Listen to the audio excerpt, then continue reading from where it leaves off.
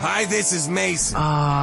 We have sort of a problem here. And you're watching the 315 with Brian Higgins Presents. You apparently didn't put one of the new cover sheets on your TPS reports. Transfer Portal Syracuse. You see, we're putting the cover sheets on all TPS reports now before they go out. With Brian Higgins and Jordan Capozzi. Did you see the memo about this? Capozzi. If you could just go ahead and make sure you do that from now on, that would be great. Capozzi. And I'll go ahead and make sure you get another copy of that memo. Capozzi. We need to talk about your TPS reports. With this week's TPS Report. If you could go ahead and try to remember to do that from now on, that'd be great. Here's Brian and Jordan. All right. All right, indeed. Wednesday night. Just, has anything happened since we were last together last week? I don't know. Has anything happened at all since we were last together last week? All right, new basketball coach Jerry McNamara. Imagine that will dominate the conversation tonight. Jordan, what's up? Howdy, howdy. Yeah, right. I stand by my handicapping of when they would name the coach, even if it was wrong. It got close if we were talking official announcement, so I still feel good about what I did. When did they? Was it yesterday? It officially dropped. When did it drop? I've already lost. I think yeah, yesterday was the official. Yeah. I said Tuesday or Wednesday. Yeah, I think it. I mean, obviously we learned of it. When did we learn of it? Sunday? It's blurring together, man. This last week has been a whirlwind. But Jerry's in town. He's social mediaing away. Everything is good in the world of Jerry. But let's launch into it here with our Thompson Road Tavern opening menu on this a Weck Wednesday beef on Weck sandwich. Thompson Road Tavern. I think you still got another about an hour or so to get yourself some whack if you want to get on over to Thompson Road. Jordan has really mastered the point. Like the first time he tried the point, we went the wrong way, but we figured out the direction that it is now. Like I can't point at it because I'm so far away. Jordan is adjacent to it, so the point is great. So shout out to our friends at the Thompson Road Tavern. On the menu tonight, Jerry. We'll talk about Jerry and then all of the things that have spun off that. Just to plan your menu and schedule going forward, I don't know how many emails I got about this this afternoon from 8 million different sources. If you didn't get an email about this, then I guess you're just, man, you're living in some sort of weird isolated corner of the world, because I think I got at least 5 from different things. Jerry McNamara's official introduction is Monday at 4 o'clock. And I think somebody, I'm going to take credit for it, even if it has nothing to do with me. I'm taking credit for this because I may have lost my mind last week when the Brian Blair press conference part of his announcement was not actually broadcast anywhere. So coming up on Monday, Jerry's going to be in the same place as Brian Blair was last week, Brian with a Y, and they'll introduce him. I'm sure Brian will speak, and I don't know, John Wildhack will probably speak. He was on his name was attached to one of the announcements as well. I'd imagine we'll hear from the Chancellor. I don't know who we're going to hear. We'll hear from lots of people as Jerry gets announced. I'm sure we'll hear from Jerry. Then they are going to move to the normal basketball press conference location, but that's also going to be streamed, so I'm told. So what we're going to do here on this here channel is we're just going to go live at 4, and we're just going to go until whenever the hell it ends. That's what we're going to do on Monday. And it's probably going to cut into my class, so I'm going to make my class watch it on Monday. That's what we're doing here. Ratings. It's a ratings boost with class. So 4 o'clock on Monday will be all of that. We'll talk Jerry, probably get into a little Felicia Legette-Jack Monday, and maybe, just maybe, we'll remember before the end of the show the third thing I had for Jordan, which I swear to God, Jordan, 15 minutes ago, I was ready to go. I was going to give you, all right, where do you want to start? Do you want to start Jerry? Do you want to knock out FLJ's post-game comments? Or do you want to, bleh? And I forget what the third one is. So where do you want to start? Jerry, should we just unload on Jerry, or do you want to dive into anything from FLJ's post-game fun on Monday? So this is the tough part behind the scenes of, or we do it in front of the scenes of trying to plan things, because here's the scenes. You could go Felicia because hypothetically it is the I know Jerry, the rumors were out there before, but hypothetically, Felicia is the thing that happened first. But I feel like Jerry's the story of the day and every day. I think we could go to Jerry first. I'll start with this. Hello, Georgetown Blows, Mad NY, Jen Bick, Kev, Kid Navy, Shout out and everyone Big in the Tuna, chat. and T Takes, and MJ Burke. Hello, everyone. There we go. We have a Georgetown Blows in the chat. Is that? Yeah, first one. Oh, I almost didn't read it. shout out to you, Georgetown Blows. Are you new here? Is this a new Yes. name? Welcome. We concur. Go on. I like that they're showing a little bit of creativity with what they're doing to introduce Jerry. They're not calling it a press conference. It's like a welcome back event, I think is what they called it. There's 1,000 free tickets available to it that are like first come, first serve, of which I read about in all like 9 emails I got. I got so many emails about it. I got an email from like the university, a different part of the university. I mean, I got emails from all over the place. I'll be here though. If you'd like to be there, go get your free tickets and Free shirts too. Yeah. I believe each ticket comes with a or shirt. is that is the first 1,000? Yeah. So like act now because those things are gonna go quick.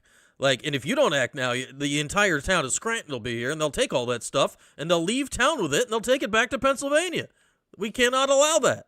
Come on, locals, get there. Go see Jerry. But that's Monday at 4. Yeah, so that's cool. I like that. I like how quick Jerry has been with everything. I mean, he was like filming little videos, I believe, yesterday. He did his first interview today. Jerry got done with the season, took like a day to, spend with the guys and I don't want to say mourn, but, mourn the season. And he's just jumped right into it. Yeah. We're already at the point where Dodie's in the portal and people are saying that members of his staff are in town. And like Jerry, we talk about how you have to hit the ground running nowadays with the season, and Jerry's not kidding around, man. He's just going straight to work, and I love it. He knows what he's got to do. It's possible he ran here from the Albany area. Like, that's how much running he's doing. Like, he's in stride. Now, it certainly helps Jerry, right, that he's coming back to a place he knows very well. So there's a little less, get up and, like, he knows where his office is. Like, he knows how to get in the building. He might even still have his ID from the last time around, and he probably didn't get rid of all of his gear. So, like, he's ready to go in a lot of regards on that. But, that's part of the reason why you hire him, right? So, like, the portal, obviously, the portal for teams whose coaches have changed is, opening sporadically here. That's why we can mention Gavin Dodie. The portal opens for real on the 7th. That's in 2 weeks. Like, you got to be ready, and Jerry's zooming toward it. So we like to see that because it's exceedingly necessary right in this day and age. Immediately where I want to start, and there's a lot of stuff to talk about with Jerry, but since Dodie's in the portal and all these reports are somehow already just sure that him and Ryan Mesh are both coming, which I'm sure both do happen, I think the idea of how good Gavin Dodie could be is polarizing because, yes, he was very good and everybody wants to support a local kid, and he's gotten better under Jerry and he played well against Duke. So now everybody is just 100% sure that he can be, an ACC quality starter. And I mean, I'm going into this assuming Dodie comes to Syracuse. Yeah, I'd be if he goes somewhere else, like knock me over with a feather. Shocked. I mean, he said out loud he wants to play for Jerry his entire career. Yeah, like so, but like, you got to think, very talented player. I'm sure Jerry will give him a chance to shine because Jerry's spoken very highly of him. And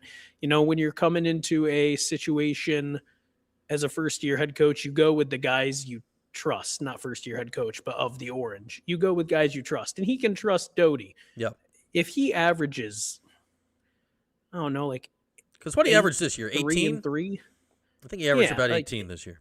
Like, he's not going to do that. If he comes close to averaging double-digit scoring, I think you call that a success. But I'm certainly not expecting Dodie to come in here and, be the best player on the team, be the guy who's ISOing when the game is on the line.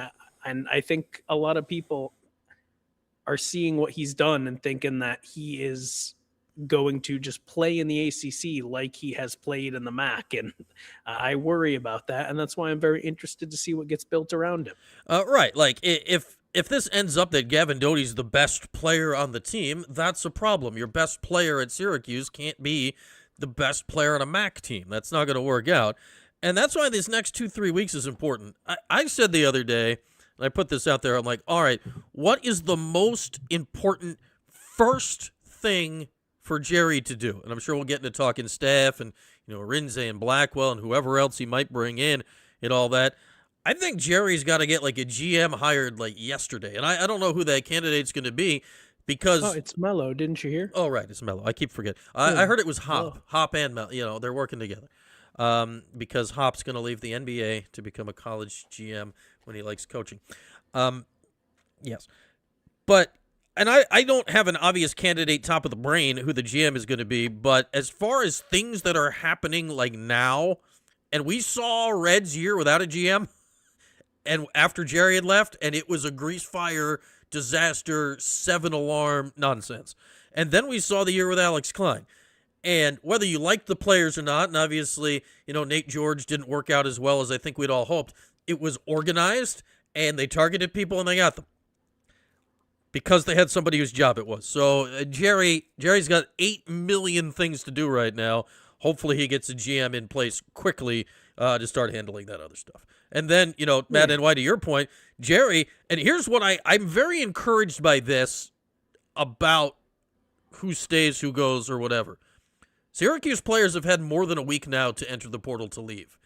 0 have so far, which means, I would think, all of them are at least going to have the talk, right, with Jerry and figure out what's what before decisions are made. And that was my main hope, regardless of coach a month ago, that at least they're going to, analyze it and make adult decisions as opposed to rash just running around and getting in the portal. Yeah, in terms of the staff, too, I don't know how much to trust this account, but I've had people sending it to me all rumor season long. There's this account on Twitter X called Samurai Hoops. Samurai Hoops. Am I on top of the Samurai Hoops? And samurais, they work very efficiently and stealthy. And stealthy. So maybe they have the sources, but they're saying to watch out for GMAC bringing Ryan Daly from the VCU staff. If you can get someone from the VCU staff, that's someone with experience and somebody who works for a good program. Obviously, people were talking a lot about Martelli, so yep, you get somebody who's learned from him a little bit. That's good. I have no clue how much to trust this account, but I don't know. I haven't been following Samurai Hoops. I now am, and pardon me, I'm getting lost in the. Yeah. Now here's Samurai Hoops interacting with Curry Hicks Sage, named after the old UMass arena. It's just it's a world of behind the scenes nonsense. I don't know, like what. Here's what I'm hoping. Assuming is strong because we've seen Syracuse not do this. I'm hoping Jerry gets a full staff. Red did not. He needs 5 assistants. You need the GM. You need, the video guy, the analytics. You need all these things, right? That's just the way it is these days. Let's say he gets 5 assistants, and Red only ever had 3, realistically, and clearly could have used a little more help at various points. How would you like to see that 5, not necessarily names, but some names, some just overarching ideas? How would you like to see that 5 staffed to put Jerry in the best position to succeed now? Well, we talked about it a bit last week, but I like the idea of Kev, good plan, delete X before you get too deep into it. I like the idea of if there's any guys who Jerry wants to bring over besides, the lead, who I think a lot of people would say are going to take the Siena job. You forgot his last name I'm forgetting it now, but it's Ben. Yeah. Lee? I keep wanting to say Polk, but it's not Polk. It's Lee. But like, if Jerry wants to bring over Blackwell and Onuaku and you give him 5 guys, that's cool.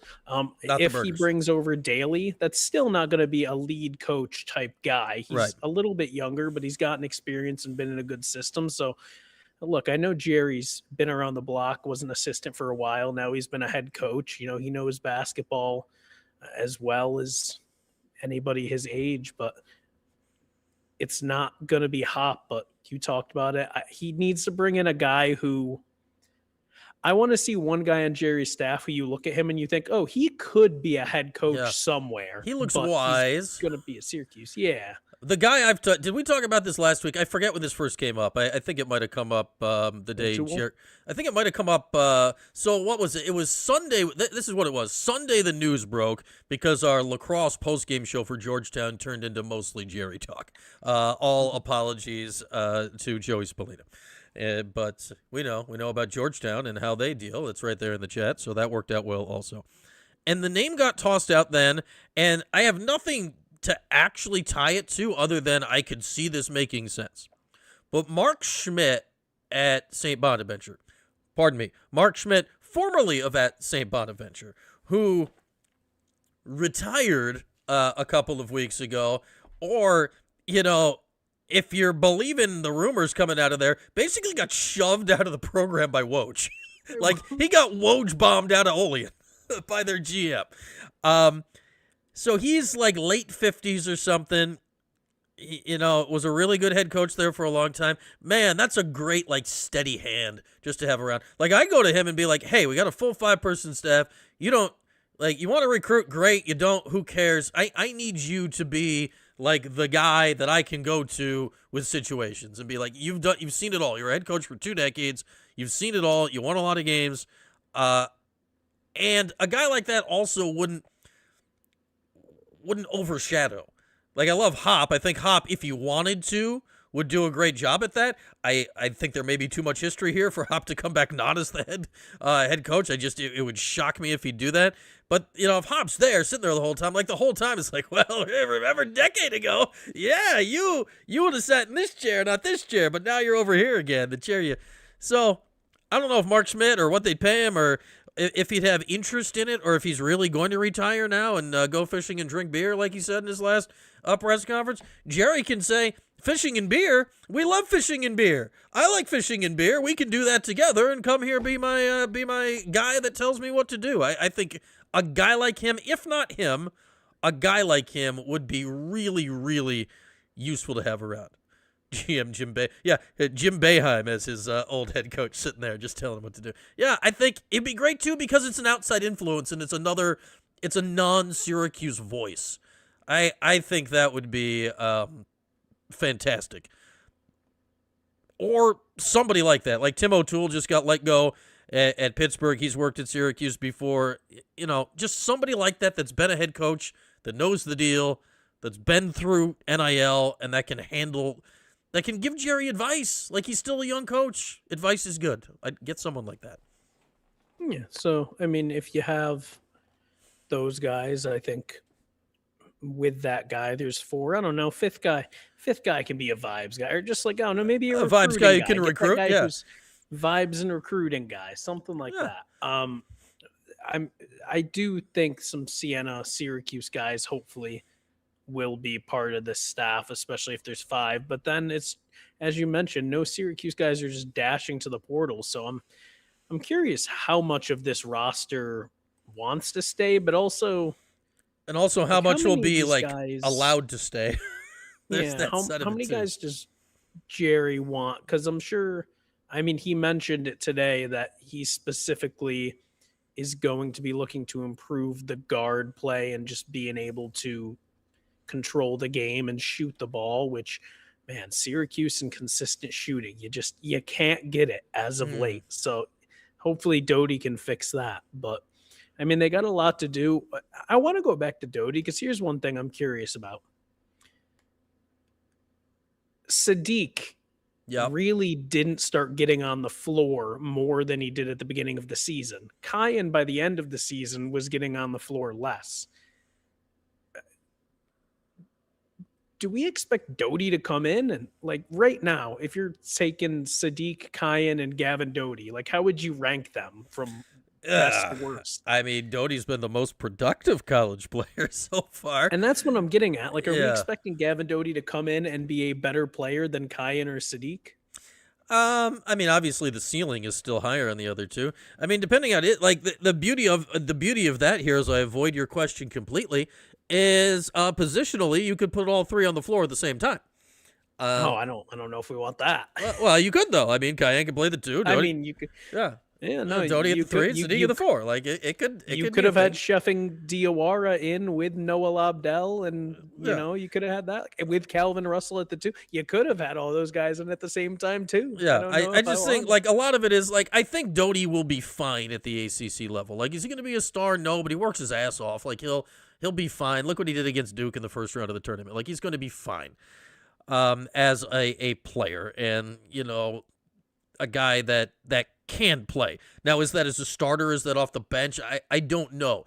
Like, honestly, it would be nice, right? Like, if you got enough talent in that you make him your 6th man, and then you go at it that way. And he seems to love playing for Jerry enough, and he's from close enough that without knowing the guy at all, I think he might be okay with that. Sadiq, I still want to bring back Sadiq because, man, you can see it there, and you just get some weight on him. Like, it's there. The Cayenne thing is a whole different ball of wax. I'm assuming that Jerry and Mello are still tight to whatever extent they're tight. I think Cayenne will be back. And the hope is he improves. Like, he and Sadiq need to make very significant jumps from freshman to sophomore year if they're going to be valuable members of a winning team. And that's what happened for years and years and years at the college level. People made jumps to their sophomore year. It happened in Syracuse 80 million times. Hakeem Warwick is maybe the best example, but it happens so often. Like, look at, Sherman Douglas was a freshman stuck behind Pearl, and next year he was an All-American. Like, I'm not saying that's going to happen, but, like, it's very possible to get better as a sophomore. And that's the hope. If you bring those guys back, that Jerry, in whatever his off-season development programs and I don't know, have Sadiq working with her Rinzan low post moves or, whatever it is. Have Cayenne just getting a little more consistent with the fundamentals. They both have a shot. But to rank them, like at the moment, the player I trust on the court most is Dodie. But clearly his ceiling is well below the other 2. Well, that's where I'm curious. And especially if those 2 don't significantly improve. I mean, Cayenne, at the beginning of the season, I think he fixed it a little bit. Part of it wasn't his own choice, but it was just a lot of him trying to force it and a lot of turnovers. The 3-point shooting was not there. There were times he was defensively unplayable. I thought Sadiq should have played more. Not only that, at the beginning of the season, when I talked to him, he mentioned that he was encouraged to shoot that 3 ball. And then he just stopped shooting it. And he wasn't shooting a great percentage, but I never really understood why he wasn't a 1 or 2 threes a game guy. Like he wasn't shooting great. Not a lot of guys on that team were. It would open up the rest of his game, and he was proficient enough as a shooter to, in my opinion, take 1 or 2 a game. His issue was just he fouled too much often to stay on the floor. He wasn't strong enough, and that's why all that stuff happened. And but so with that, if Cayenne and Sadiq both don't drastically improve in those areas, then you have with Dodie 3 guys who are all kind of in that, at least right now, in that tweener territory where it's like, man, we'd like you to be a starter or a major contributor, but it's just not happening right now. So then it's like, what do you build around that? Well, I'd say to Bowling Ball's point, like what are you getting out of the portal that's like, I wouldn't, if I'm Syracuse right now, I mean, whatever your funds end up being, right, for NIL to go shopping, don't set it up in a way, hopefully, that you've limited big game hunting in the portal because of retention and Siena players, right? Like, go out and take some swings and see what you can bring back, right? And because even if you bring back everyone you want from Syracuse and get everyone you want from Siena, that's still not good enough. Like, that's not good enough. You still need to get something to add, be it a point guard, be it a center, be it a big wing player. I don't know. Like, they need all of these things, or they need people they have to turn into way more reliable versions of that. So I think that's going to be the most interesting of the portal. Like, I think Gavin Dodie will get, he's going to get paid here because he's going to have options, but like, you're not going to have to go crazy to pay Gavin Dodie. I wouldn't think. Like, you're going to have money to go out and offer somebody, and I'll be really intrigued to see who they target that is outside of all these people we're talking about, because I think you talk about what the ceiling of the team is, that's the ceiling. Like, who you bringing in that's Like, it's very possible the best player on next year's team is whoever that is. And that might determine where next season goes for Jerry. Yeah. Do you think, and I understand that they do have Nate George and a lot of people want him gone, they're literally not going to have a center unless you trust Soiree or Diawara. Yeah, I think you got to go to the port. You need to go to get a big body in the portal. Oh, 1,000,000%. But do you think that's more important than adding another guard? Like, if you had to go like budget at center, I'm a new guy, but like, someone who plays worse than William Kyle. Okay. I guess. William Kyle was phenomenal.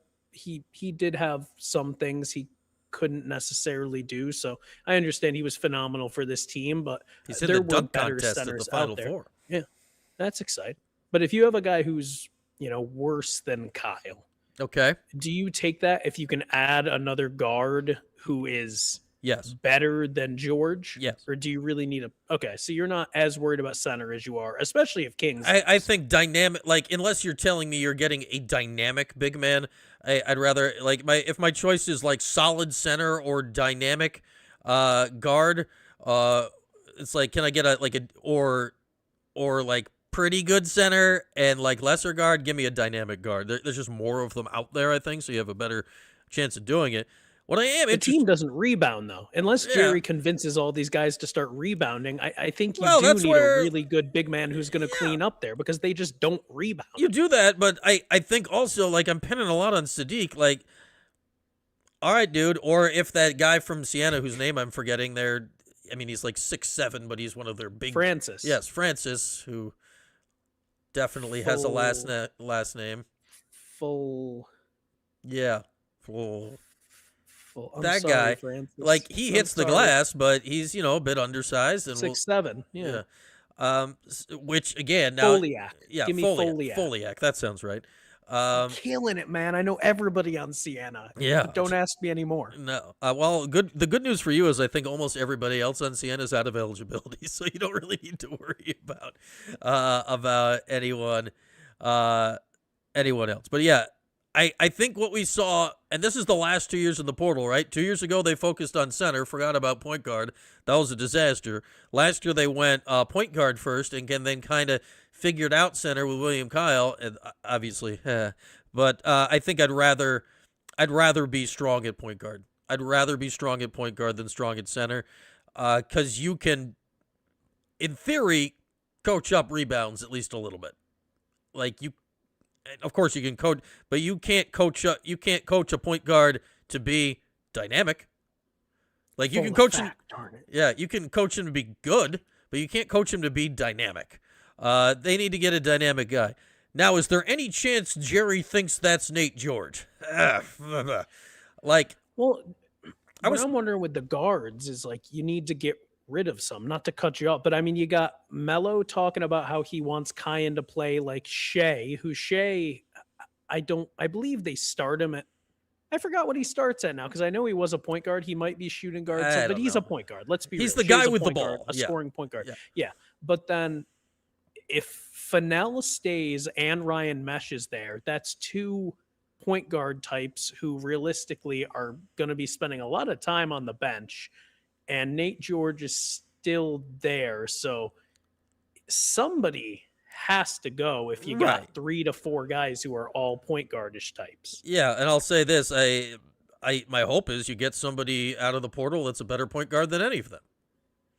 Like, that's the road to having a good team. Like, go get a point guard that's better than any of those people, and say that you're going to play for a point guard who won the damn national championship, and here's some money to come play for a point guard that won the national championship at Syracuse, and that your head coach is a point guard, and he's going to give you the ball. That's the hope. I'd love to find a guy that's what I thought Nate George was going to be. Like, what I thought Nate George was going to be was pretty good. But Nate George wasn't what I thought he was going to be. Very wrong.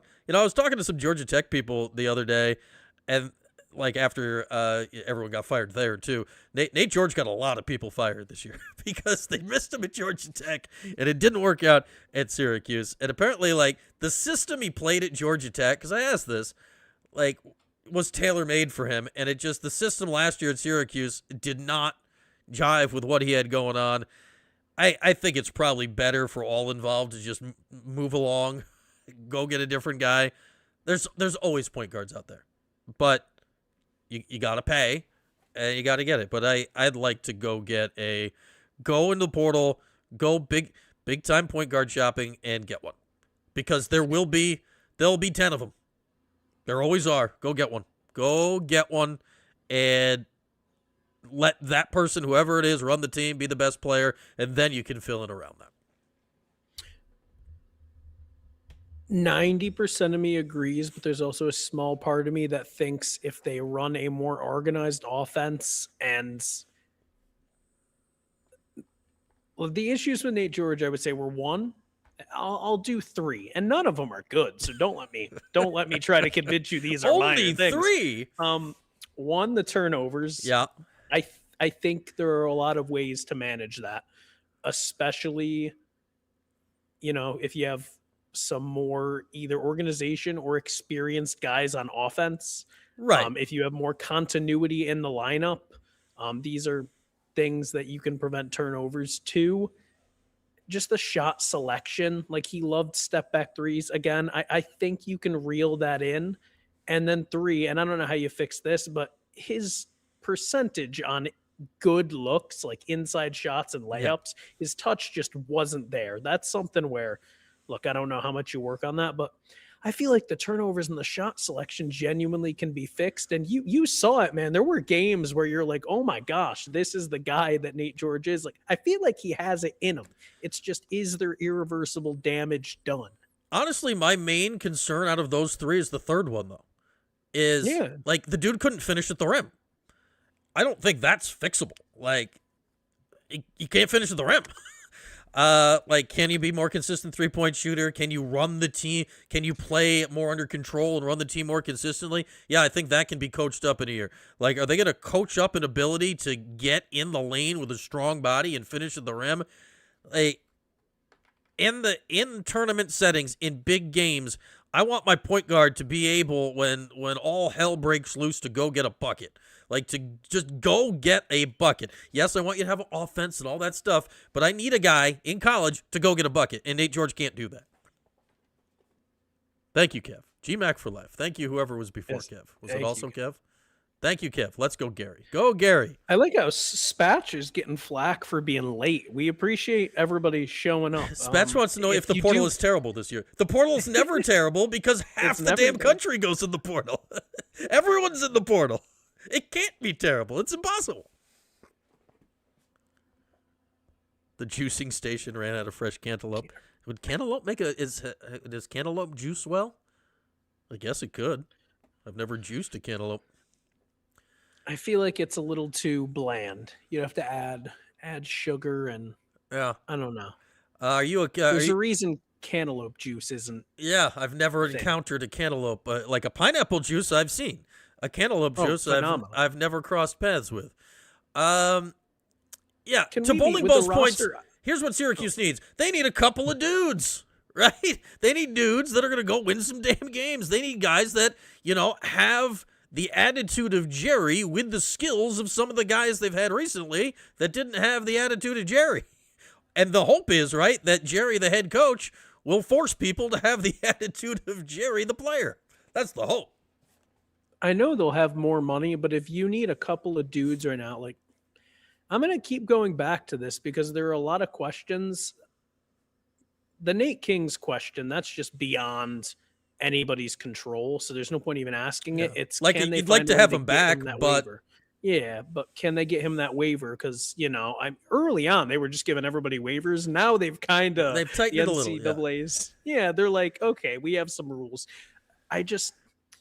How much reorganizing of this team do you need to do to where can you get the guys you need and have Donnie Freeman fit into it?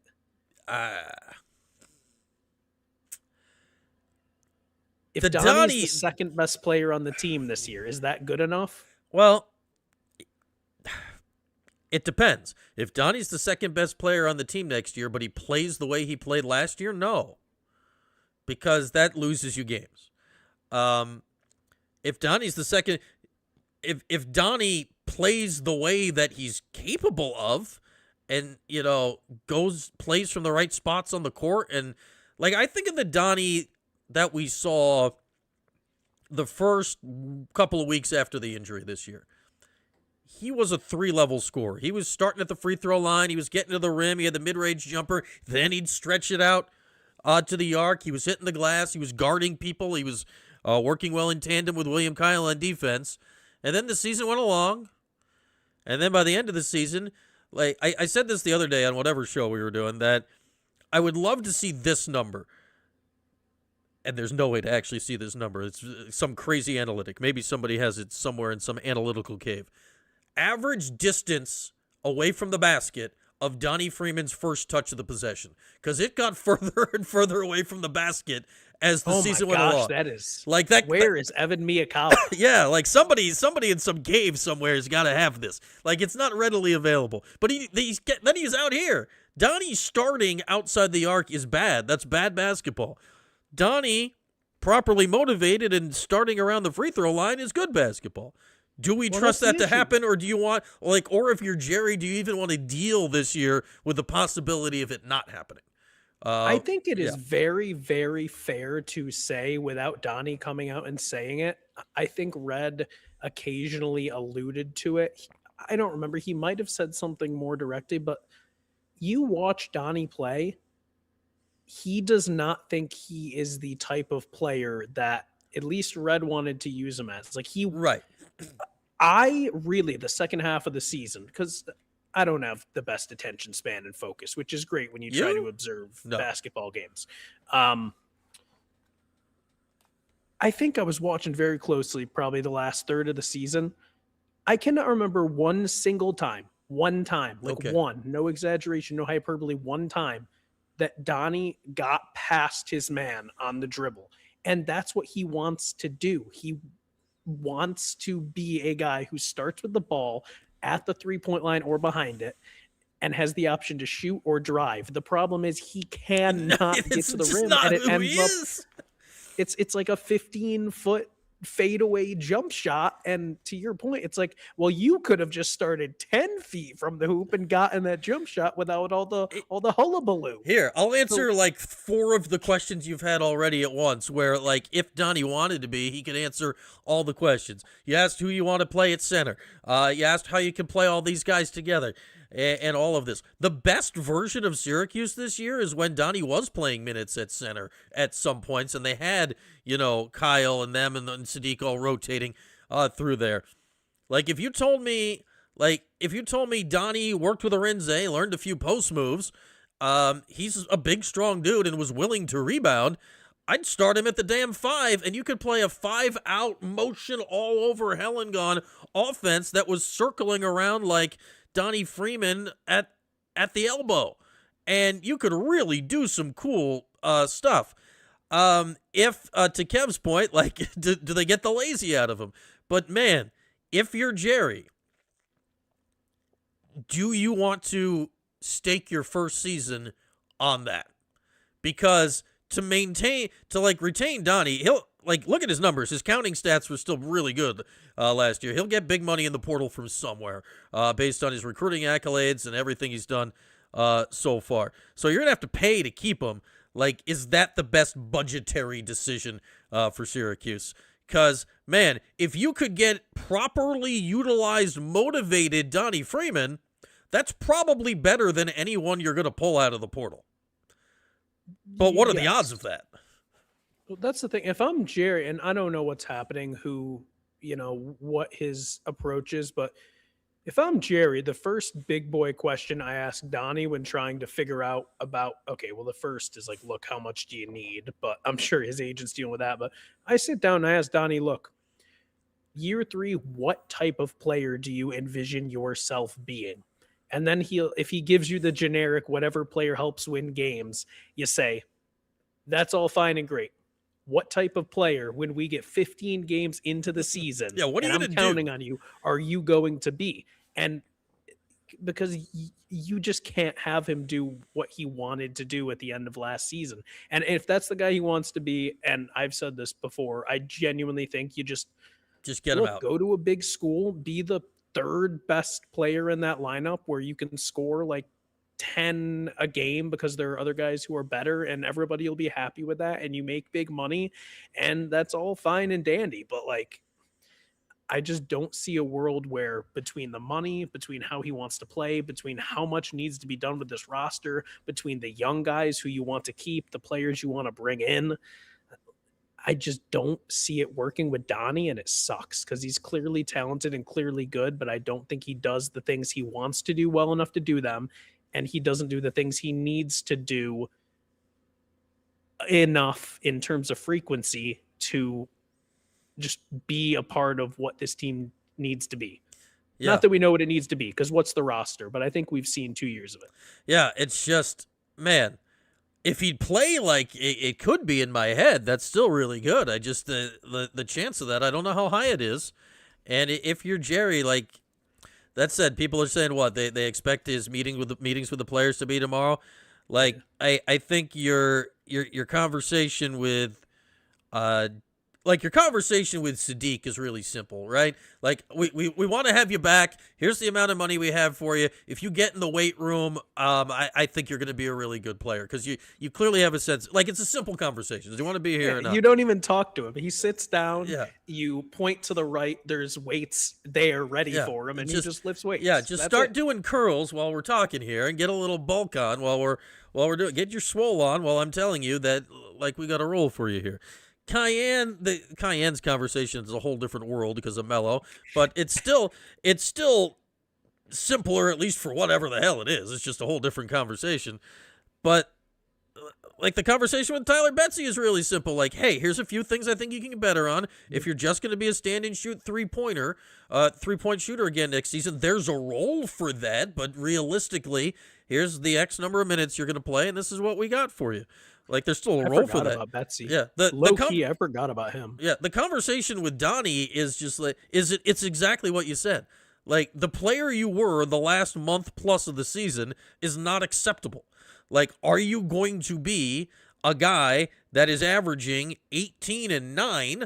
Like, because you got to rebound if you're going to fit in this mix. Are you going to average 18 and 9, have doubles a third to a half of the time, and then realize that we are going to let you shoot threes? Like, it's not like a no, you're stapled to, because I don't think that's his value either. It's like, we're going to get you in low, we're going to get you in the mid-range. When that heats up, then you go outside and take some threes. We want to utilize you everywhere, but you got to go and play hard for 30 minutes a game or it's not going to work.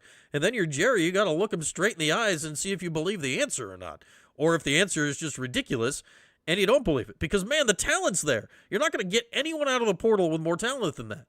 But, man, I'd take less talent and guaranteed motor. Like, if I'm Jerry, I'd take less. Like, I know, like, Gavin Dodie, obviously, is not in the same league talent-wise as Donnie Freeman, but you know damn sure he's playing 187% every game. Like, he is pedal through the floor, and he's going for it. Now, you can't win games in the ACC just with that. If you could get Donnie to at least go, I'm just asking for 100%. I don't need a 187. Just give me 100. Just play hard all the time, and when the coach asks you to do something, try to do it. Don't just go over here. Like, if he does that, I'd take him back. But, man, because I don't think he's do you think Jordan, I don't think he's a bad dude. No, I think he's Donnie's not a thing malcontent. is, you remember there was a couple games where he was like, there was the one last season, but he showed a feisty side for a bit. And I think he's a guy who, and I don't mean this as overtly negatively as it's going to come off, some dudes are just motivated to play at 110 the whole time. Donnie, It feels like if there's skin in the game and there's something on the line, you get a passionate Donnie who is going to that do guy's everything good. he can. Yeah, but like when the season slipped, I feel like Donnie slipped with it. And that's the issue. Now, to be fair, if the season's slipping out of hand, then I don't think we really care that much how well Donnie's doing because it's already gone. But I guess think that's a big component of it. And with that, maybe a new coach coming in, breathing new life could be just what he needs to,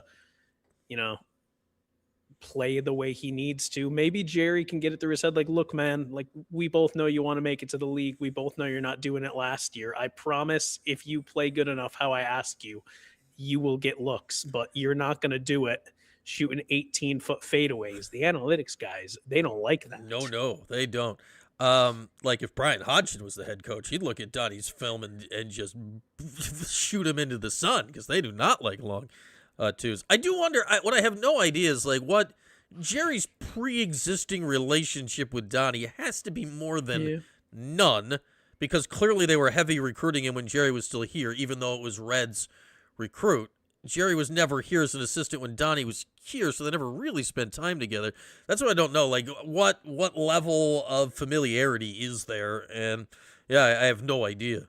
I have no idea on that. And I think that would go into it, right? Like, all right, if you're Donnie, you got recruited here by Red. We heard what he said after the season, that he basically loves Red and all that stuff. I have no idea what his relationship is with Jerry, and how well does he know Jerry? I know that Jerry's going to get in his ass to play hard.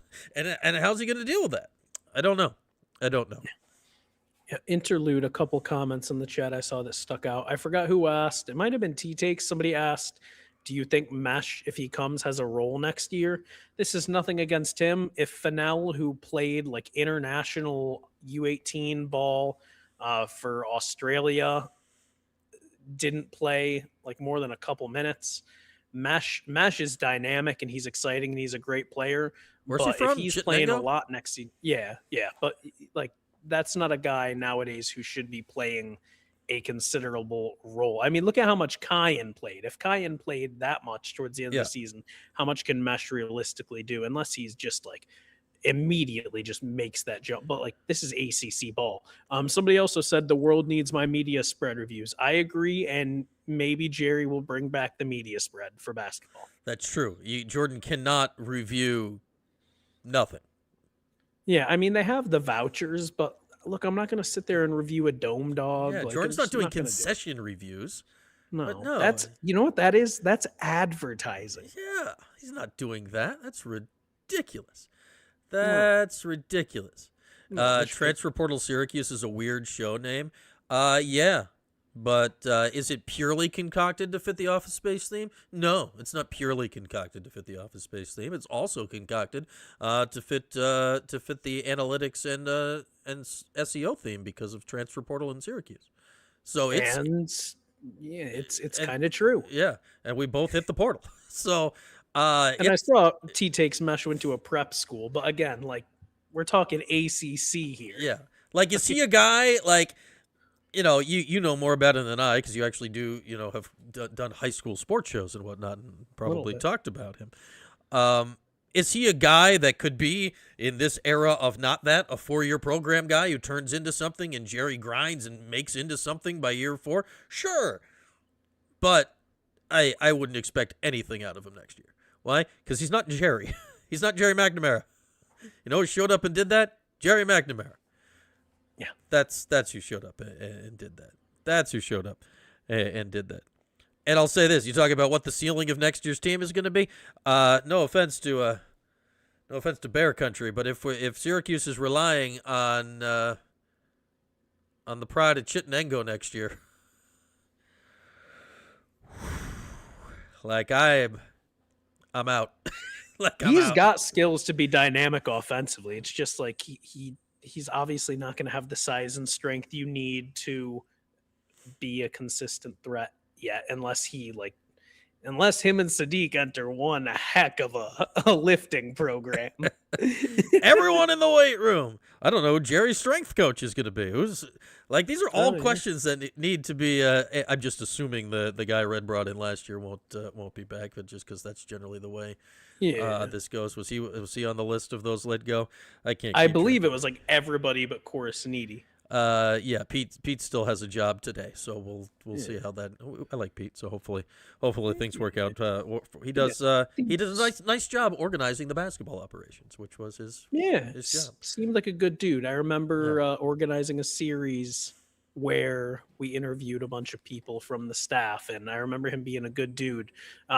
I guess where I'll end this, unless you have much more to say about this roster, is if the if these player meetings are truly starting to happen tomorrow, I imagine we'll start seeing players entering the portal before the end of the week. I don't think they're going to hold on depending on how some of these No, meetings go. And I think like that's if where there's we a find meeting out what tomorrow happens. and the answer is clear that your time here is done, I wouldn't be surprised if there are let's say that he has all the player meetings tomorrow. I would not be surprised if there is an announcement of people in the portal by tomorrow night. Like, why wait? So that's when we find out, what we're doing. I mean, Yeah, the I Donnie think one the is guys Donnie who is by leave- far the most complicated case. It's Yeah. so and I think Kings, I mean, well, Kings. I don't think you can bank on him if you're Jerry, but the thing about Kings is he came in as a 3-and-D guy. He still contributed while his 3-point shot was struggling. And we found out, and this was one of the most awkward parts of maybe the whole season for me, when Red was like, and look, like, what do you do, right? Sometimes you don't know how good a guy is at certain things. But he's like, I didn't realize he could handle the ball that well. It's like, well, gee. But like, that's a guy who, can you imagine if he gets another year, builds on last season? Like, that is, in my opinion, that's a major piece. Like, that would be good to know sooner rather than later. Yeah, I don't think I don't know if he's officially filed any appeals yet or sued anybody or whatever it is you got to do these days to try to get yourself eligible. I think based on how some others went that he'd get another year. Like, honestly, I think his issue is he had 5. Like, there was the JUCO and there was the. Well, he had an NAIA year. He had a JUCO year. But it was he's 5. been at every level that exists. He's been at some levels that don't exist. I think he's been everywhere. Yeah, you can't plan around him. The problem is though, like, wherever he goes, like if he has another year, like he's earned a paycheck, so you'd have to be able to fund it, and you don't want to hold up money with it. Honestly, like if I'm Nate, what I do is I put my name in the portal with the option of return and file whatever I need to file to find out if I'm eligible, just to keep every possible option open. Like if I'm him, I think that's just the prudent way to handle it right now. Like don't he should not put his eggs in one basket. You get in every basket. Give yourself as many opportunities as possible. I know he also said he wants to come back, and I think a lot of people believe if he gets the waiver, he would come back. But just like a guy with that skill set, he can fit in anywhere. He could get money from somewhere that Syracuse just, like, if you need a roster overhaul that you just couldn't afford. So I even set aside the money. Like if Nate Kings was like, you know what I want to do next year? I want to play for a team that legitimately has a shot to win the national championship. That's true. Like if he went, like God forbid, right?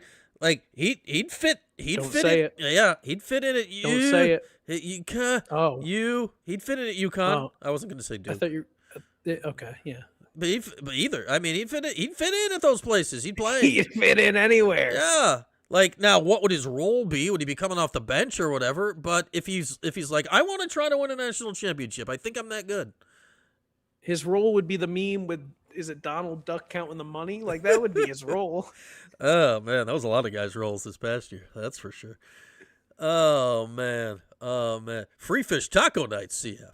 Ooh. Oh yeah. I mean, +1 attendance. 5-0 Yankees. That's what T-Take said. Okay. But yeah, so that's where I'm at. Like I think we've made our thoughts clear, and now it's like, let's see what happens. The one thing that would be upsetting for me is, I mean, obviously Kyan, but I'm assuming he stays. If I see in the next few days Sadiq in the portal, that would disappoint me. I want him back because I think Betsy would a little, but Sadiq would disappoint Betsy's replaceable. Like you can get another. Like Notre Dame just had some dude go in the portal that's 6'8" that can shoot it. I forget his name. Yeah, Ryder Frost. Yeah, that sounds familiar. Like so it sounds fake, but I swear that was his name. No, it sounds fake and in ways that take you to a dark corner of the internet. But I think I read he was an AAU teammate with, it was either Dodie or Mesh. I believe Mesh. That's what I thought. So yeah, I mean, anything's possible, right? Not yet, Kev. We're working on it.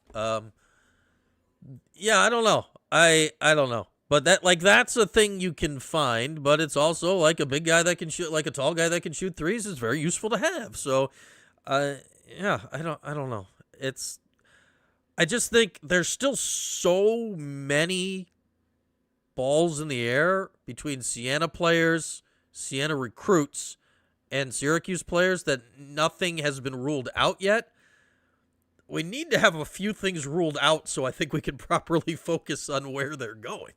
Because right now it's like, well, they sort of maybe have all of these things, so which one do you need to replace? Once we find out who's not coming back, then you know what needs to be replaced. Right now we don't. Yeah. Like, and again, Donnie Freeman, that's top of the list, right? Because a motivated, properly coached, properly playing Donnie Freeman answers most of the questions we just asked. And if you know he's not a part of it, that really informs what you need to go get. Because you know you're losing 18 points a game. The only thing with Donnie that's a little unfortunate roster building wise, I know I said I was done with this, but now I'm thinking about it. Like, from what we've seen out of both guys, him and Sadiq both have to play the same position. Like, Donnie just isn't quick enough to be a three. Sadiq isn't shooting enough or dynamic enough with the ball to be a three. Sadiq clearly can't be a five. And Donnie, I know you like the idea of it, but I don't see a situation where he plays five. I don't think, that's a full-time plan. So for well, Sadiq you could tell them both they're playing the four just at the same time together.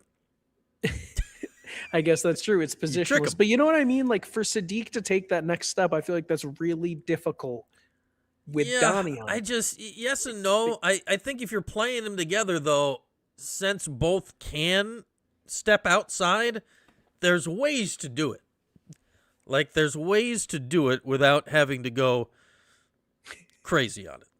There's ways to do it. Yeah, sorry, Weez. We don't shout out Rome anymore. I missed that. Rome? Yeah, we like to shout out Rome. I mean, I guess we're technically on in Rome. We're on wherever you want us to be on. This is the internet, but... Oh, can we do... I should do a little production work and just find random city of the day. And every show, I just text you just a random city that we're technically live in. Yeah. The YouTube analytics will show you where your viewers are, I think. Like, I could do that, but it's more fun to just shout out to Bratislava, the home of Marek Dolezaj. You can just shout out random cities worldwide. We could be big there. I don't know. All right, we've cooked. Do we? You haven't remembered that third thing, have you? It's possible we talked about it. But no, I have not remembered it. It was vitally important like 75 minutes ago, and I don't recall what it is. Do you want to chime in on Felicia Legette-Jack gate? Like, you got any pressing thoughts on that? Yeah, shout out to Peekskill. We could just do small New York towns. What's up, Governor? I think with Felicia's comments that, I mean, I'll have opinions, and I think everybody has opinions. And normally I feel pretty good saying this was a good move or this was a bad move. This was fully a 50-50. If this is what you want to do it move. Because, first of all, nobody who's really followed the team and the situation, I think, completely disagrees with her. Because she even mentioned it was while she was in Buffalo. Also, I don't know how these regions work, but I noticed that Iowa State was playing against Syracuse like that. Yeah. Am I crazy, or does that not feel very Northeastern? So it's possible. I don't know how it works. That might have been dumb, but like, Iowa State doesn't scream Northeast to me. So it's possible to go elsewhere. Look, if you want to get attention saying that, you have to do it the moment she did it. She's never, unless they go on a big run, going to have more eyes on her than after that game. However, there's no way to do it after you get your butt kicked you're down and not look like it's half. sour. It looks like it's sour grapes. So if her goal was to put attention on it, which I have a feeling it was, then she accomplished that in a way that would have been impossible to do any other way. You can say it Selection Sunday, but then it just comes and goes. I don't think you can say it just like leading up to the game, like in between the two games, because then you're just quitting. So if her goal was to get attention, then she did it. Does it look great? No. Does it look great having another player outscore your team through 3/4? No. Or two of them outscore your team at halftime.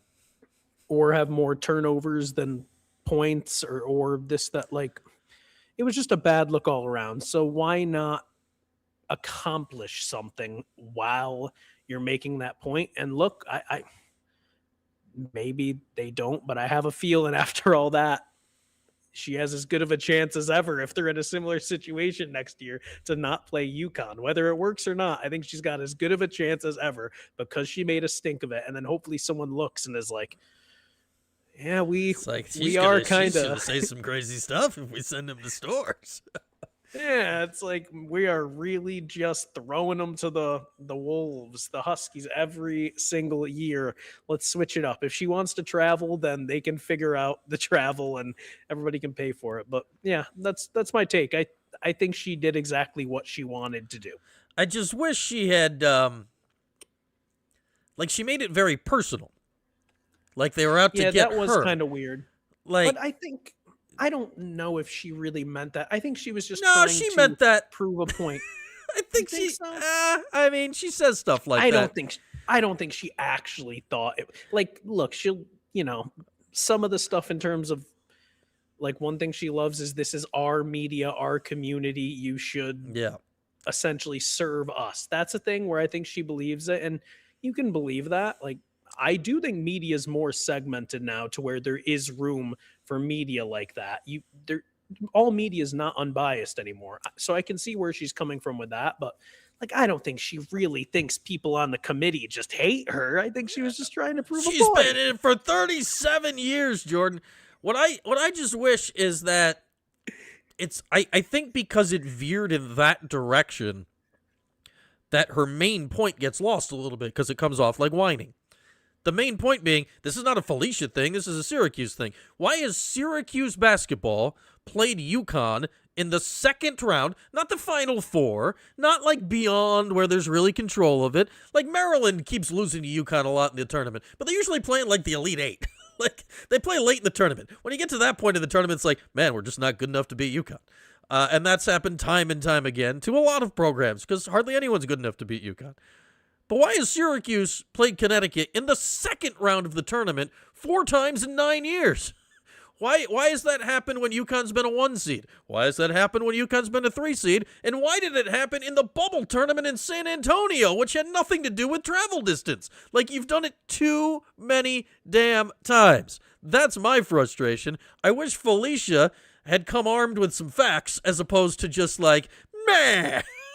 Because I agree with her point. Her point, like, now on the other side, people are like, well, they would have lost anyway. Yeah, they would have. If Syracuse was a rightful 9 seed, if they had gone to Columbia, South Carolina, they would have gotten smacked. Austin, Texas, smacked. California to take on UCLA, smacked. Would have been as bad as that because UConn played one of the best halves I've ever seen. Probably not. But they're losing by 40 wherever they go. It wasn't about that. It's about, like, guys, I get this is the selection. It should have been more an attack on why are we still using these rules to select the tournament than they're out to get me. Then it's at least framed in a way of, oh, maybe we need to look at that. Because I don't think they're going to examine if they're out to get Felicia. We should have a meeting. Meetings. Were we out to get Coach Jack? No, all hands, no. Okay. Were you out to get Coach Jack? But like, can we try to pay attention to stuff like this? That yes, Syracuse is not in the same conference as UConn. Yes, it's a 4-hour drive from here to Hartford. Why does that guarantee that Syracuse goes to Hartford every damn year? Oh, well, be better. Well, yeah. Can we? The solutions of just being better at basketball. They're not the easiest ones here. We need to have some other stuff besides, well, just be better at basketball, Syracuse. What are you doing? Just be better. Yeah, well, that's the thing, too. And, like, I know over the last, 3 years, 5, whatever, we've heard a lot about, like, college football making, like, a super conference, super league. Like, you know who needs, like, a super conference is women's basketball in college. Like, hey, Look at UConn's regular season schedule. They make their own super conference area. They play everybody. Gino don't care. He'll go play them. Honestly, you want to know what Felicia needed? Felicia needed Gino to say what she said.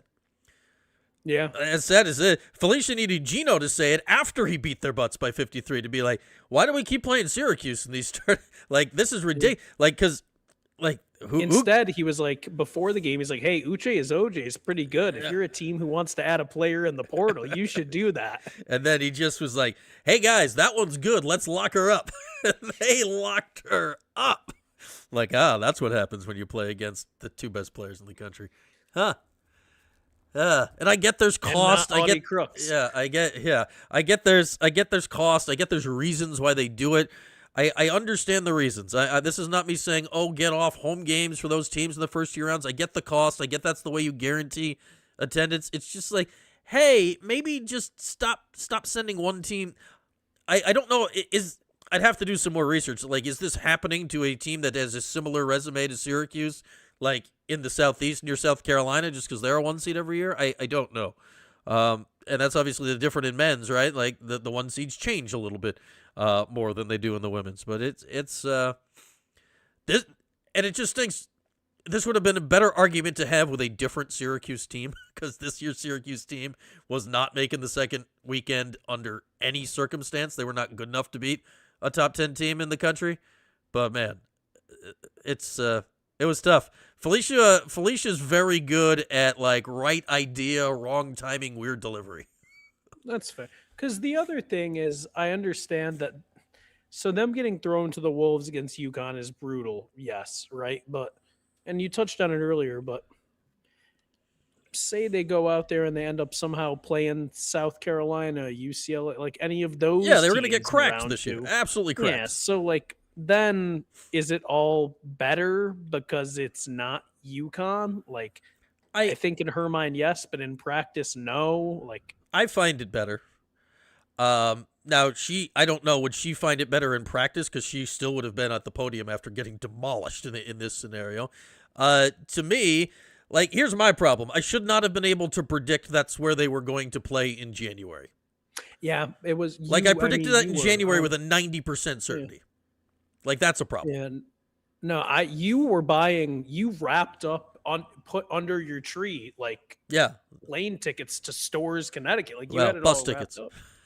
Bus. But it's but yeah, like, this was like, for someone that's followed it for a while and like very aware of Syracuse's situation in tournaments and knowing that, man, it would have been nicer if they had better seeds, but like, Syracuse got fairly seeded. This is not like the selection committee screwed us on the seed line thing. This is just like, man, again. And that's the other thing. Like, the men's team was perpetually on the bubble. Like, Syracuse is unfortunately that weird level of team where like Syracuse has been like 2015. They were the 8-9 game at South Carolina, won the first round, got smoked in the second round.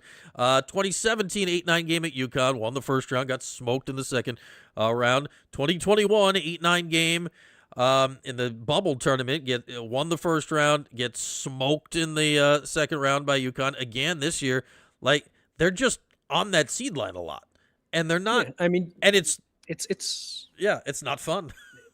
Well, I was going to say, it's a rare case where you're good enough. Like, they always do pretty well in terms of the first round. So you know that you're good enough to get out of the first round, but you're not going to go out there and beat like a 1 or a 2. So you'd almost rather be like an 11, have to pull off some sort of that's part of what she said. Upset in the first round. And then her old assistant, the Virginia head coach, just did that. They were a 10, won the play-in game, and then pulled the upsets and got there. Now, I don't think Syracuse would have done that either, but she also saw like one of her good friends do that exact same thing like the day before, and it's like, oh, well, that could have been us. And I don't think it would have been them this year, but it's just enough of the UConn already. Five of Syracuse's last 7 tournament appearances have ended at the hands of UConn. Like, I get that a lot of people lose to UConn. It's just, man, it's not fun. I respect the chat, by the way, who appreciate y'all sticking around. Shout out, chat. Pretty damn consistent in there. They think it's a bad look, which, I respect that opinion. I don't think it's a good look, but I think it's the timing. She wanted the most eyes and ears, and I think she accomplished that. And I don't think she cared about the look. One thing about Felicia, man, like, she'll let it fly. she doesn't care about the look. Like, she knows who she is. And bless her, man. Like, that is a life skill. And like that level of authenticity and that level of knowing who you are, being confident in it, and not caring how it comes off. I wish I had that, man. She knows how it's going to look, in my opinion. Maybe I'm wrong, but I think she knows, and she just doesn't care. Yeah, I mean, that was her opening statement. That wasn't the answer to a question. She just came out and was like, maybe I shouldn't say this, but I'm going to say this. And didn't she say, too, she was like, I knew during shoot-around that we were screwed. Yeah, she did say that. Yeah, which is, so she was... Took her that long, huh? That's what she had on the whiteboard. Like, she wasn't drawing plays on the whiteboard. She was like, how am I going to word this on the whiteboard, and then hiding it the whole game. So I like, knew they were screwed in January. Ready with it. She was late. Ryan mentioned Alyssa Latham entering the portal, and it was very disappointing when she left, and then she didn't really perform. Less minutes, less stats. More money.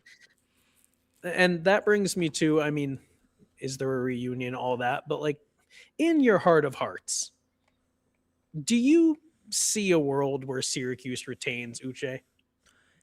Yes. Now, this is not me saying I'm sure it's going to happen, but here's the world. Like, what I have no idea about Uche is this. Like, Uche, Nigerian by way of Japan pro basketball. Like, Uche was at the podium after the game on Saturday, and somebody asked her, like, what her family thought about it. She's like, I should have probably told my parents that I was in the NCAA tournament. She's like, I don't think they have any idea. So, like, yeah.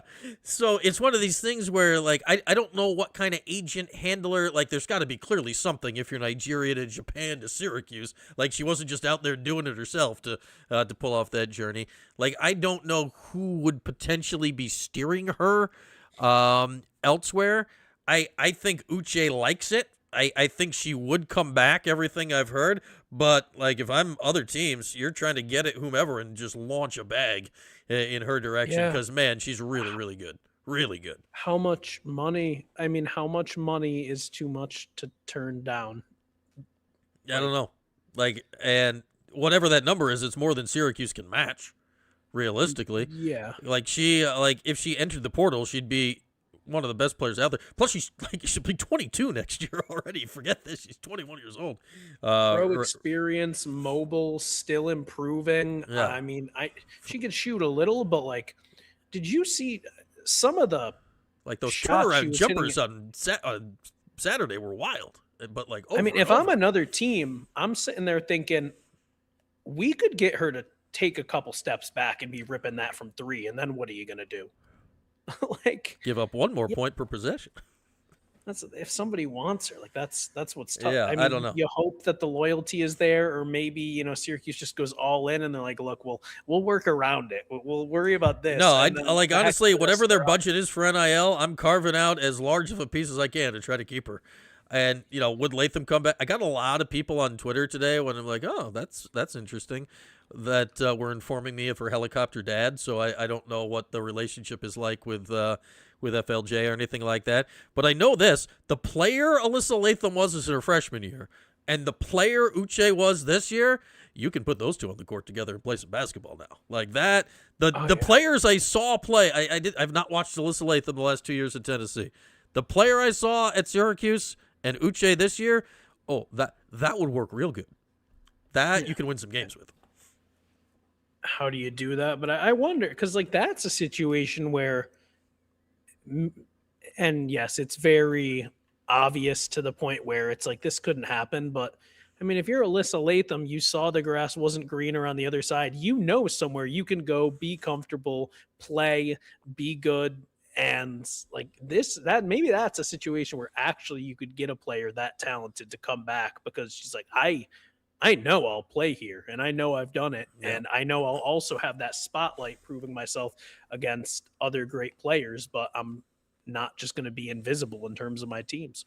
We'll see, but I mean that would just suck if a Zoje left. Yeah, like that's plain and simple. Like, though I'll say the one thing, speaking of Felicia though, like if a Zoje leaves, the Felicia "we need more money" rant to follow would be just next level. Like, that would be primetime must-see viewing. How are we still yapping? I don't know, we just are. I'd be mad if I were. She did like all the dirty work. Remember, she was like the last player, if I recall, added to the roster. And I remember I heard about it a little earlier than it was announced. And I was just told, like, yeah, they got a player who can supposedly dunk, who played in Japan a little bit. And I was like, okay, like, I'm sure this is going to be relevant. Yeah, like I'm sure in like a few months, this person will not be on anybody's radar. Like, this is something we're going to mention once now and then never again. Freshman and here we are after the season. Like, yeah, if they don't get her back, this stinks. So, I mean, Felicia, like, doing all that dirty work and then getting a player like that just ripped from you, that would stink, man. I wouldn't blame her for the rant. Yeah. And what stinks now is, like, Uche has given no hint that she's leaving. The portal's not open yet. Nothing's happened, but this is the state of college basketball right now, where if you're Syracuse women's basketball, you're just terrified that she might vanish in the night. She put out a very nice statement on her social media that made it seem like she's anything but itching to leave. So, I mean, if you're judging off that, then it was very story's not over. People see the result, not the work that goes into it. We didn't come out our best. Like, all the things you say when the last thing you're thinking about is going elsewhere. Yeah. You know who else put out a very nice statement about how they weren't itching to leave and did so from Storrs, Connecticut 2 years ago? Alyssa Latham. And then the next thing she did was leave after they lost to UConn in Storrs, Connecticut. Thanks. So, cool. Needed that. There's that. Pay her. Yeah. Jen, bottom line, what Jen says, pay her. Yeah, pay her and win more games. I'm for both of those activities. Paying the best player and winning more games. All right, with that, we have been yakking for a while. That'll bring us to the end tonight. Support all the fine sponsors. Thompson Road Tavern on the screen right now. Get a bird cam. 'Tis the season, man. I've had so many birds, Jordan. We're just swimming in birds. That a blackbird with these big beady eyes. Yeah, giving me side-eye on the bird cam. With that, we'll be back tomorrow, 11 in the a.m., live in the old 315. Post-game Saturday, Syracuse and Duke Lax. That's a 2 o'clock face-off in the Dome. Shout out to yes, a little Easter candy robin egg. That's a bird. That can be on the bird cam. That can be on the bird cam. There we go. I'm going to let Jordan have his snack. Thanks all for joining us. Isn't it a school night? I suppose so, Weez. The school mornings do hit early, so we're going to go take care of that. Jordan and I will talk to you all next week. Thanks for watching the 315 with Brian Higgins. Don't forget to like, subscribe, and turn your notifications on. We'll see you next time.